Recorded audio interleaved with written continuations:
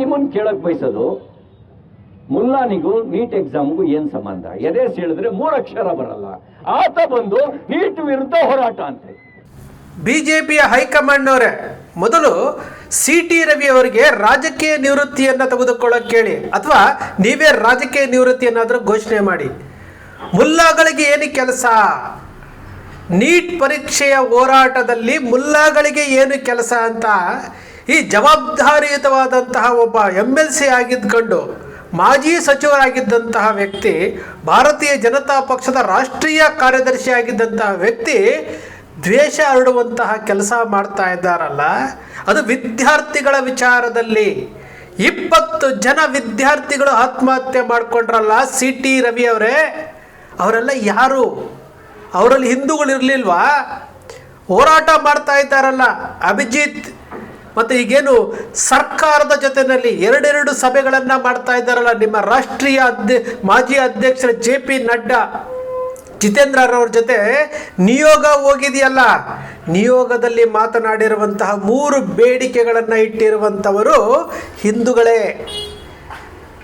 ವಿಚಾರ ಮಾತಾಡಬೇಕಾದ್ರೆ ಏನು ಬೇಕಾದರೂ ಮಾತಾಡೋದಲ್ಲ CT ರವಿಯವರೇ, ನಿಮ್ಮ ರಾಜಕೀಯ ಲಾಭಕ್ಕೋಸ್ಕರವಾಗಿ ಹಿಂದೂ ಮುಸ್ಲಿಂ ಅಂತೇಳಿ ಧರ್ಮಗಳ ನಡುವೆ ಬೆಂಕಿ ಹಚ್ಚಿ ನೀವು ಶಾಸಕರಾಗ ಹೊರಟಿರುವಂಥದ್ದು ಯಾವ ಪುರುಷಾರ್ಥಕ್ರಿ? ಈ ಸಂವಿಧಾನ ಕೊಟ್ಟಿರುವಂತಹ ಹಕ್ಕುಗಳನ್ನು ಇದನ್ನು ಸಮನಾಗಿ ಪಾಲಿಸಬೇಕು ಅನ್ನೋದ್ರಿ. ನೀವು ಬರೀ ಮುಸಲ್ಮಾನರನ್ನು ಟೀಕೆ ಮಾಡಿಕೊಂಡು ಮುಲ್ಲಾಗಳಿಗೇನು ಕೆಲಸ ಅಂತಿರಲ್ಲ. APJ ಅಬ್ದುಲ್ ಕಲಾಂ ಸಹ ಮುಲ್ಲಾರೆ, ಅವರ ಸಾಧನೆ ಇಡೀ ಜಗತ್ತು ಇವತ್ತು ತಲೆ ತೂಗುತ್ತೆ. ನಿಮ್ಮ ಕೆಲಸ ಏನ್ರಿ? ನೀಟ್ ಪರೀಕ್ಷೆಯಲ್ಲಿ ಮುಲ್ಲಾಗಳ ಸಾಧನೆ ಕೆಲಸ ಏನು ಅಂತ ಕೇಳುವಂಥವರು CT ರವಿ, ನಿಮಗೇನು ಕೆಲಸ ಇದೆ? ನೀಟ್ ಪರೀಕ್ಷೆಯ ಬಗ್ಗೆ, ವಿದ್ಯಾರ್ಥಿಗಳ ಹೋರಾಟದ ಬಗ್ಗೆ ಮಾತಾಡೋದಕ್ಕೆ ನಿಮಗೆ ಯಾವ ಹಕ್ಕಿದೆ? ವಿದ್ಯಾರ್ಥಿಗಳು ಹೋರಾಟ ಮಾಡ್ತಾ ಇದ್ದಾರೆ, ಇಡೀ ದೇಶ ಇವತ್ತು ವಿದ್ಯಾರ್ಥಿಗಳ ಜೊತೆಯಲ್ಲಿ ನಿಂತ್ಕೊಂಡಿದೆ. ಒಬ್ಬ ಜವಾಬ್ದಾರಿಯುತವಾದಂಥ ಒಬ್ಬ ಪ್ರಜೆಯಾಗಿ, ವ್ಯಕ್ತಿಯಾಗಿ, ರಾಜಕೀಯ ಪಕ್ಷದ ಒಬ್ಬ MLC ಆಗಿ ಹಿಂದೂ ಮುಸ್ಲಿಂ ತಗೊಂಡು ಬರ್ತಾ ಇದ್ದೀರಾ. ಹಿಂದೂ ಮುಸ್ಲಿಂ ಒಂದು ಸಾರಿ ಯೋಚನೆ ಮಾಡಿ, ನೀವು ಇಡೀ ಚಿಕ್ಕಮಗಳೂರು ವಿಧಾನಸಭಾ ಕ್ಷೇತ್ರವನ್ನು ಯಾವ ಆಧಾರದ ಮೇಲೆ ಗೆಲ್ತಾ ಇದ್ದೀರಿ ಹೇಳಿ? ಹಿಂದೂ ಮುಸ್ಲಿಂ ಅಂತ ಗೆಲ್ತಾ ಇದ್ದೀರಿ. ಇವತ್ತು ಮುಲ್ಲಾಗಳನ್ನು, ಮುಸಲ್ಮಾನರನ್ನು ಟೀಕೆ ಮಾಡುವಂತಹ ನೀವುಗಳು ಮುಸಲ್ಮಾನರಲ್ಲಿರುವಂತಹ ಒಗ್ಗಟ್ಟಿನ 10% ಹಿಂದೂಗಳಲ್ಲಿ ಬರಲಿಕ್ಕೆ ಬಿಡ್ತಾ ಇದ್ದೀರೇನ್ರಿ ನೀವು? ಮುಸಲ್ಮಾನರಲ್ಲಿ ಎಷ್ಟು ಒಗ್ಗಟ್ಟಿದೆ? ಒಂದೇ ಒಂದು ಹೇಳಿಕೆಗೆ ಇಡೀ ಸಮುದಾಯ ಒಂದಾಗುತ್ತೆ. ಅವರ ಧಾರ್ಮಿಕ ಆಚರಣೆಗಳನ್ನು ನಮ್ಮ ಹಿಂದೂ ಧರ್ಮದಲ್ಲಿ ಮಾಡ್ತಾ ಇದ್ದಾರಲ್ಲ, ಪಾಶ್ಚಿಮಾತ್ಯ ಧರ್ಮದ ಆಚರಣೆಗಳನ್ನು ಅಳವಡಿಸ್ಕೊಂಡಿದ್ದಾರಲ್ಲ, ಹಿಂದೂ ಮದುವೆಗಳನ್ನು, ಪ್ರೀ ವೆಡ್ಡಿಂಗ್ ಶೂಟ್, ರಿಸೆಪ್ಷನ್, ಪಾಶ್ಚಿಮಾತ್ಯ ಸಂಸ್ಕೃತಿಯನ್ನು ಅಳವಡಿಸ್ಕೊಂಡಿದ್ದಾರಲ್ಲ, ಆ ರೀತಿ ಇಸ್ಲಾಂ ಧರ್ಮವನ್ನು ಪಾಲಿಸ್ತಾ ಇರೋರು ಮಾಡ್ತಾರೇನ್ರಿ? CT ರವಿ ಅವರೇ, ನಿಮ್ಮ ರೀತಿ ಇನ್ನು BJPಗೆ ವೋಟ್ ಹಾಕೋರು ಮಾತ್ರ ಹಿಂದೂಗಳು, ಇಲ್ಲದೆ ಹೋದರೆ ಅವರೆಲ್ಲ ಹಿಂದೂ ವಿರೋಧಿಗಳು ಅಂತ ಬಿಂಬಿಸ್ಕೊಂಡು ನಿಮ್ಮ ಓಟಿನ ಲಾಭಕ್ಕೋಸ್ಕರವಾಗಿ ಹಿಂದೂ ಧರ್ಮವನ್ನು ಹೊಡಿತಾ ಇದ್ದೀರಲ್ಲ, ಆ ರೀತಿ ಅವ್ರು ಮಾಡ್ತಾ ಇದ್ದಾರಾ? ಒಂದು ಜಾತಿ ಗಣತಿ ಬಂತು ಅಂತಂದರೆ ಇಡೀ ಮುಸಲ್ಮಾನರು ಒಗ್ಗಟ್ಟಾಗಿ 100% ಅವರು ಜಾತಿ ಗಣತಿನಲ್ಲಿ ಭಾಗವಹಿಸ್ತಾರೆ. ಈ ಪ್ರಜಾಪ್ರಭುತ್ವ ರಾಷ್ಟ್ರದಲ್ಲಿ ಸಂವಿಧಾನ ಕೊಟ್ಟಿರುವಂತಹ ಹಕ್ಕುಗಳನ್ನು ಅವರು ಚಲಾಯಿಸ್ತಾರೆ. ನೀವೇನು ಮಾಡ್ತಾ ಇದ್ದೀರಿ?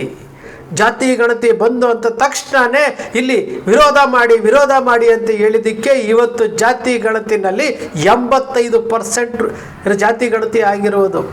ಅವರಲ್ಲಿರುವಂತಹ ಒಗ್ಗಟ್ಟು ನಿಮಗಿದೆಯನ್ರಿ? ಪಂಚರಾಕವ್ರಿಗೆ ಈ ದೇಶದ ಸಂವಿಧಾನದ ಬಗ್ಗೆ ಗೊತ್ತಿದೆ, ಹಕ್ಕುಗಳ ಬಗ್ಗೆ ಗೊತ್ತಿದೆ, ಪ್ರಜಾಪ್ರಭುತ್ವದ ಬಗ್ಗೆ ಗೊತ್ತಿದೆ, ಸರ್ಕಾರದ ವಿಚಾರಗಳು ಗೊತ್ತಿದೆ. ನಿಮಗೇನು ಗೊತ್ತು? ನಿಮಗೆ ಗೊತ್ತಿರುವುದು ಒಂದೇ, ಹಿಂದೂ ಮುಸ್ಲಿಂ, ಶ್ರೀರಾಮಚಂದ್ರ, ಬಜರಂಗ ಬಲಿ, ಅಯೋಧ್ಯ ರಾಮ ಮಂದಿರ, ಇದನ್ನೇ ಹೇಳ್ಕೊಂಡು ಹಿಂದೂಗಳನ್ನು ಹೊಡಿತಾ ಬರ್ತಾ ಇದ್ದೀರಲ್ಲ. ಈ ಕಾರಣಕ್ಕೆ ಹೇಳ್ತಾ ಇರುವಂಥದ್ದು, ಇವರು ಭಾರತೀಯ ಜನತಾ ಪಕ್ಷದಲ್ಲಿ MLC ಆಗಿದ್ದಾರಲ್ಲ, ಇವರಿಗೆ ರಾಜಕೀಯ ನಿವೃತ್ತಿ ಮಾಡಿ ಅಂತೇಳಿ. ಬೆಳಗಾವಿ ಅಧಿವೇಶನದಲ್ಲಿ ಲಕ್ಷ್ಮಿ ಎಂಬ ಹೆಸರುಳ್ಳಂಥ ಲಕ್ಷ್ಮಿ ಹೆಬ್ಬಾಳ್ಕರ್ ಅವರಿಗೆ ಬಳಸಿದಂತಹ ಪದ, ಇದೇ ಸಿ ಟಿ ರವಿ ಬ್ಯಾಂಡೇಜ್ ಕಟ್ಕೊಂಡು ಆಡಿದ್ದಂತಹ ನಾಟಕ, ಈ ನಾಟಕಗಳನ್ನ ಜನ ಮರೆತು ಬಿಡ್ತಾರ್ರಿ. ಲಕ್ಷ್ಮಿ ಹೆಬ್ಬಾಳ್ಕರ್ ಹಿಂದೂ ಅಲ್ವಾ? ಲಕ್ಷ್ಮಿ ಹೆಬ್ಬಾಳ್ಕರ್ ಹಿಂದೂ ಅಲ್ವೇನ್ರಿ? ಏನೇನು ಡ್ರಾಮಾ ಮಾಡಿದ್ರಿ, ಖಾನಾಪುರ ಸ್ಟೇಷನಲ್ಲಿ ಏನೇನು ಡ್ರಾಮಾ ಮಾಡಿದ್ರಿ, ದಾರಿಯುದ್ದಕ್ಕೂ ಏನೇನು ಡ್ರಾಮಾ ಮಾಡಿದ್ರಿ, ಎಲ್ಲವನ್ನು ನಾವು ನೋಡ್ತಾ ಇದ್ದೀವ್ರಿ. ನೀವು ಹಿಂದುತ್ವ ಹೋರಾಟಗಾರರು, ಹಿಂದೂ ಧರ್ಮದ ಸಂರಕ್ಷಕರು. ಲಕ್ಷ್ಮಿ ಹೆಬ್ಬಾಳ್ಕರ್ ಹಿಂದೂ ಆಗಿರಲಿಲ್ಲ ಅಲ್ವಾ? ಮಾತಾಡೋದು ಹೇಗೆ ಬೇಕಾದರೂ ಮಾತಾಡೋದಲ್ಲ. ನಾವು ಮಾತನಾಡ್ತಾ ಇದ್ರೆ ಅದಕ್ಕೊಂದು ಅರ್ಥ ಇರಬೇಕು. ಸಿ ಟಿ ರವಿ ಅವರೇ, ನೀವು ಮಾಡ್ತಾ ಇರುವುದು ಹೇಗಿದೆ ಅಂತಂದರೆ ಯಾರೂ ಸಹ ನೆಮ್ಮದಿಯಾಗಿರಬಾರ್ದು. ಅಮಾಯಕರು ನಿಮ್ಮ ಮಾತುಗಳನ್ನು ಕೇಳ್ಕೊಂಡು ಇವತ್ತು ಕರ್ನಾಟಕದಲ್ಲಿ ಆಗ್ತಾ ಇದ್ದಲ್ಲ, ಅವನು ಇವನಿಗೆ ಮೊಟ್ಟೆ ಹೊಡೆದ, ಅವನಿಗೆ ಮೊಟ್ಟೆ ಹೊಡೆದ, ಇವನು ಬ್ಯಾನರ್ ಅರ್ಧ ಅವ್ರ ಮೇಲೆ FIR ಆಯಿತು, ಇವ್ರ ಮೇಲೆ FIR ಆಯಿತು. ರಾಜಕೀಯ ಪಕ್ಷಗಳ ಲಾಭಕ್ಕೋಸ್ಕರವಾಗಿ ಅವ್ರ ಹಿಂದೆ ಹೋಗಿ ಯಾಕ್ರಿ FIRಗಳು ಹಾಕಿಸ್ಕೊಳ್ತೀರಿ? ಅವ್ರು ಆರಾಮಾಗಿರ್ತಾರೆ, ರಾಜಕಾರಣಿಗಳು ಆರಾಮಾಗಿರ್ತಾರೆ, ಜನಪ್ರತಿನಿಧಿಗಳು ಆರಾಮಾಗಿರ್ತಾರೆ. ಕೇಸುಗಳು ಹಾಕಿಸ್ಕೊಳ್ತಾ ಇರೋದು ನೀವುಗಳು. ಯುವಕರು ಎಚ್ಚೆತ್ಕೊಳ್ಬೇಕು. ಯುವಕರು ಎಚ್ಚೆತ್ಕೊಂಡಿದ್ದಕ್ಕೆ ಇವತ್ತು ದೆಹಲಿನಲ್ಲಿ ನಡೀತಾ ಇರುವಂತಹ ಹೋರಾಟಕ್ಕೆ ಮಧ್ಯರಾತ್ರಿ ಪ್ರಧಾನಮಂತ್ರಿಗಳು ಎದ್ದು ನಿದ್ದೆ ಇಲ್ಲದೆ ಸೆಲ್ಫಿ ವಿಡಿಯೋ ಮಾಡಿ ಹಾಕ್ತಾರೆ. ಏನು ಕೇಂದ್ರ ಸರ್ಕಾರದ ಪ್ರತಿನಿಧಿಗಳು CJP ಕಾಕ್ರೋಚ್ ಜನತಾ ಪಾರ್ಟಿಯ ಇಬ್ಬರು ಯುವಕರ ಜೊತೆಯಲ್ಲಿ ಚರ್ಚೆ ಮಾಡ್ತಾರೆ ಅಂತಂದರೆ, ಯುವಕರು ನೀವು ಎಚ್ಚೆತ್ಕೊಂಡ್ರೆ ದೇಶವನ್ನು ಬದಲಿಸಬಹುದು, ದೇಶದ ಅಭಿವೃದ್ಧಿ ಪಥದತ್ತ ತೆಗೆದುಕೊಂಡು ಹೋಗ್ಬೋದು. ಇವರು ಶ್ರೀರಾಮಚಂದ್ರ ಅಂತ ಹೇಳ್ಕೊಂಡು ರಾಮನ ಹುಂಡಿಗಳನ್ನು ಕದೀತಾ ಇದ್ದಾರೆ, ರಾಮನ ಹುಂಡಿಯಲ್ಲಿರುವಂಥ ಹಣವನ್ನು ಕದೀತಾ ಇದ್ದಾರೆ. ಅದರ ಬಗ್ಗೆ ಬಾಯಿ ತೆರೆಯೋದಿಲ್ಲ ಇವರು ಬಾಯಿ ತೆರೆಯೋದಿಲ್ಲ. ಶ್ರೀರಾಮಚಂದ್ರನನ್ನು ಬಳಸ್ಕೊಳ್ತಾ ಇದ್ದಾರೆ. ಬದ್ರಿನಾಥ ದೇವಸ್ಥಾನದಲ್ಲಿ ಹೌದು ಅಂತೆ, ಬೇರೆ ಬೇರೆ ದೇವಸ್ಥಾನಗಳು. ಇವತ್ತು ಕರ್ನಾಟಕದಲ್ಲಿರುವಂತಹ ಎಲ್ಲ ದೇವಸ್ಥಾನಗಳಲ್ಲಿ ಶ್ರೀರಾಮನ ಉಂಡಿಗಳನ್ನು ಕದ್ದಂಥವರು ಕರ್ನಾಟಕದ ಬಹುತೇಕ ದೇವಸ್ಥಾನಗಳಲ್ಲಿ ಏನು ಚೀಟಿಗಳು ಕೊಡ್ತಾ ಇಲ್ವಾ? ಎಲ್ಲೆಲ್ಲಿ ಹೋಗ್ತಾ ಇದೆ ಹಣ? ಎಲ್ಲೆಲ್ಲಿ ಹೋಗ್ತಾ ಇದೆ? ದೇವರ ಹೆಸರುಗಳಲ್ಲಿ ಹಣ ಮಾಡ್ತಾ ಇದ್ದಾರಲ್ಲ, ಅದನ್ನು ತಡೆಯುವಂತಹ ಕೆಲಸ ಯಾರನ್ನೇ ಮಾಡಬೇಕು? ಸ್ವಯಂ ಘೋಷಿತ ಹಿಂದೂ ಹೋರಾಟಗಾರರು ಅಂತೀರಲ್ಲ, ಹಿಂದೂ ಸಂಘಟನೆಗಳು ಅಂತೀರಲ್ಲ. ಹಿಂದೂ ಸಂಸ್ಕೃತಿ ಇವತ್ತು ಪಾಶ್ಚಿಮಾತ್ಯತೆಗೆ ಹೋಗ್ತಾ ಇದೆಯಲ್ರಿ. ಮಗು ಹುಟ್ಟಿದಾಗಿಂದ ಮಗು ಹೊಟ್ಟೆಗಿರೋದ್ರಿಂದ ಬೇಬಿ ಶವರ್ ಅಂತ ಬಂತು, ಸೀಮಂತ ಕಾರ್ಯ. ಅದು ಪಾಶ್ಚಿಮಾತ್ಯ ಹೆಸರಲ್ವೇನ್ರಿ?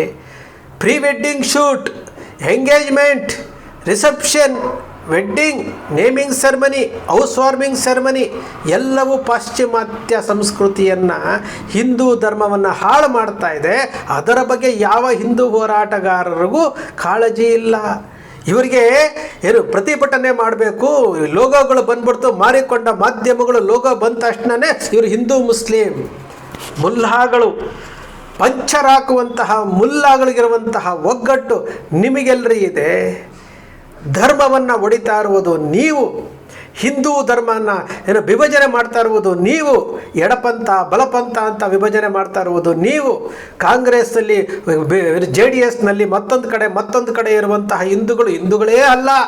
BJPಗೆ ವೋಟ್ ಹಾಕುವಂತಹ 32% ಮಾತ್ರ ಹಿಂದೂಗಳು. 100% ಹಿಂದೂಗಳನ್ನು 32%ಗೆ ಇಳಿಸಿದಂತಹ ಖ್ಯಾತಿ ನಿಮಗೆ ಸೇರುತ್ತೆ.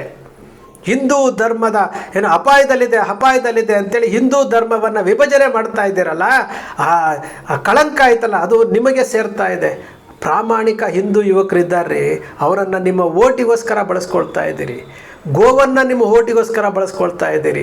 ಹಿಂದೂ ಧರ್ಮವನ್ನು ಬಳಸ್ಕೊಳ್ತಾ ಇದ್ದೀರಿ. ಶ್ರೀರಾಮಚಂದ್ರ, ಶ್ರೀಕೃಷ್ಣ, ಹನುಮಂತ, ಯಾರ್ಯಾರನ್ನು ಬೇಕೋ ಎಲ್ಲವನ್ನೂ ಬಳಸ್ಕೊಂಡಿದ್ದೀರ ಹೊರತು ಹಿಂದೂ ಧರ್ಮದ ರಕ್ಷಣೆಗೆ, ಹಿಂದೂ ಧರ್ಮದ ಸಂಘಟನೆಗೆ ಅವತಾರ ತೊಡಗಿಸ್ಕೊಂಡಿದ್ದೀರಿ ಅಂದರೆ ಸಿ ಟಿ ರವಿಯವರೇ, ಮಾತಾಡಬೇಕಾದ್ರೆ ಸರಿಯಾಗಿ ಮಾತಾಡಬೇಕು. ಮುಲ್ಲಾಗಳಂತೆ ಪಂಚರ್ ಹಾಕುವಂತಹ ಮುಲ್ಲಾಗೆ ಇರುವಂತಹ ಅವರ ಧರ್ಮದ ಮೇಲೆ ಇರುವಂತಹ ಆ ಅಭಿಮಾನ, ಪ್ರೀತಿ, ಆ ಒಗ್ಗಟ್ಟು, ಆ ಸಂಘಟನೆ ನೀವು ಹೊಡಿತಾ ಇದ್ದೀರಲ್ಲ, ನಿಮ್ಮಲ್ಲಿಂದ ಬರುತ್ತ್ರಿ. ಸ್ನೇಹಿತರೆ, ತಪ್ಪನ್ನು ತಪ್ಪು ಅಂತ ಹೇಳುವವನೇ ನಿಜವಾದಂತಹ ಮನುಷ್ಯ. ತಪ್ಪು ತಪ್ಪು ದಾರಿಗೆ ಹೋಗ್ತಾ ಇರುವಂತಹ CT ರವಿ ಅಂತವರು ಸರಿದಾರಿಗೆ ಬರಬೇಕು ಅನ್ನೋದಷ್ಟೇ ನಮ್ಮ ಉದ್ದೇಶ.